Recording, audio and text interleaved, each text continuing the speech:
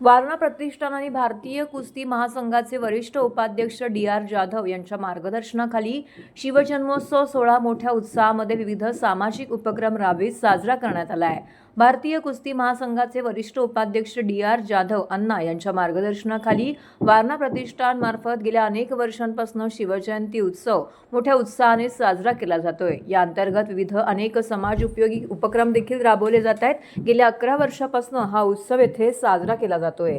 छत्रपती शिवाजी महाराज यांच्या प्रतिमेचे विधिवत पूजन करण्यात आले। या कार्यक्रमामध्ये विवेक जाधव, चंद्रकांत पाटील, ओमकार रहाटे, गणेश मांडवकर, मारुती जाधव, संपत डफले, गणेश लाड, हरीश देसाई, दत्ता सावंत, अमित जाधव आणि सार्थक सावंत तसेच संस्थेतील सर्व पदाधिकारी आणि कार्यकर्ते मनापासून योगदान देतात। दरवर्षी छत्रपती शिवाजी महाराजांची जयंती मोठ्या उत्साहाने आणि भव्य स्वरूपामध्ये या ठिकाणी साजरी केली जाते। त्याचबरोबर समाज हितासाठी विविध उपक्रम देखील राबवले जात आहेत, जसे की यामध्ये आरोग्य शिबिर असू दे, जंगली वृक्षांचं वाटप, अन्नछत्र तसेच अनेक सामाजिक सेवेचे उपक्रम देखील येथे राबवले जात आहेत। स्थानिक नागरिक देखील आवर्जून या उत्सवामध्ये मोठ्या संख्येने सहभागी झालेले पाहायला मिळाले।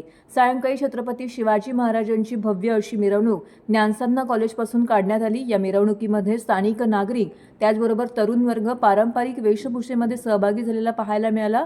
या भव्य मिरवणूक अंतर्गत साहसी खेळ सादर करण्यात आले, तर परिसरातील स्थानिक मुलींनी पारंपरिक वेशभूषा धारण करून शिवकालीन असे नृत्य देखील सादर केले। या सर्व कार्यामधून समाजात एकता, सेवा आणि शिवरायांच्या विचाराचा प्रसार करण्याचे कार्य वारणा प्रतिष्ठान सातत्याने करत आहे। या संपूर्ण उपक्रमाची माहिती विवेक जाधव यांनी दिली आहे। जयंती उत्सव आमचे गुरुवर्य माननीय डी.आर. जाधव अण्णा यांच्या मार्गदर्शनाखाली आज आम्ही हा भव्य सोहळा साकारलेला आहे। या सोहळ्यामध्ये आपल्याला मैदानी खेळ असतील, वेशभूषा असतील, विविध पारंपरिक खेळ असतील, अशा पद्धतीने आम्ही हा कार्यक्रम साजरा करत आहोत। या पद्धतीचा आम्ही सकाळी आरोग्य शिबिर लावलं होतं। त्या आरोग्य शिबिरामध्ये आम्ही मोफत हृदयरोग तपासणी, नेत्र तपासणी आणि बाकीच्या तपासण्या ठेवल्या होत्या। तसंच आम्ही यावेळी माझी वसुंधरा या उपक्रमाद्वारे आम्ही येणाऱ्या मान्यवरांना वृक्ष, आपले गावठी वृक्ष जे आपण जंगली वृक्ष म्हणतो ते वृक्ष आम्ही त्यांना देणार आहोत आणि त्या वृक्ष देऊन हे ग्लोबल वॉर्मिंग आणि या बाकीच्या ज्या गोष्टी आपल्या ज्या जागतिक लेवलला आता ग्लोबल वॉर्मिंगचे जे परिणाम चाललेत, या कुठल्या तरी लेवलला आपल्याला कमी करता आलं पाहिजे। समाजाशी आपली काहीतरी बांधिलकी असली पाहिजे, या दृष्टिकोनाने आम्ही हे वेगवेगळे सामाजिक उपक्रम राबवत आहोत। यातनं या सांस्कृतिक खेळ असतील, याच्यातनं लोकांना एक प्रेरणा मिळते। छत्रपती शिवाजी महाराजांनी जे हिंदवी स्वराज्य स्थापन केलं, त्या स्वराज्याला आपण महाराजांनी सांगितलं होतं 1 वर्षाचं जर तुम्हाला सोय करायची असेल तर तुम्ही धान्य पेरा, जर 10 वर्षाची सोय करायची असेल तर तुम्ही वृक्ष लागवड करा आणि जर 100 वर्षाची तुम्हाला सोय करायची असेल तर तुम्ही माणसं पेरा। या कार्यक्रमानिमित्त आम्ही सगळ्यात तिन्ही गोष्टी अंमलबजावणी करत आहोत। महाराजांनी दिलेल्या वारसाचं आम्ही पालन करत आहोत। धन्यवाद।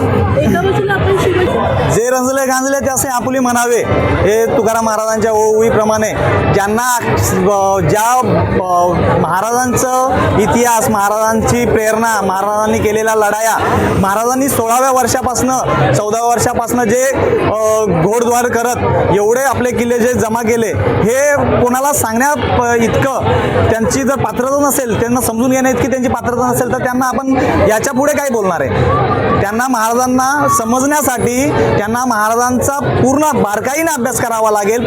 महाराजांनी कुठल्या परिस्थितीत मुघल साम्राज्य असताना एका मोठ्या साम्राज्याच्या विरोधात एक 15 वर्षाचा 14 वर्षाचा मुलगा बंड करून एक स्वराज्य, हिंदवी स्वराज्य स्थापन करतो आणि त्या स्वराज्याला जनतेचं स्वराज्य म्हणून मानवंदना देतो, जनतेसाठी समर्पित करतो आणि जनतेसाठी जगतो। हे ज्याला समजलं त्यालाच महाराज समजले, बाकीच्यांना फक्त महाराज डोक्यावरती घेतले, डोक्यात महाराज यांनी घेतले नाहीत।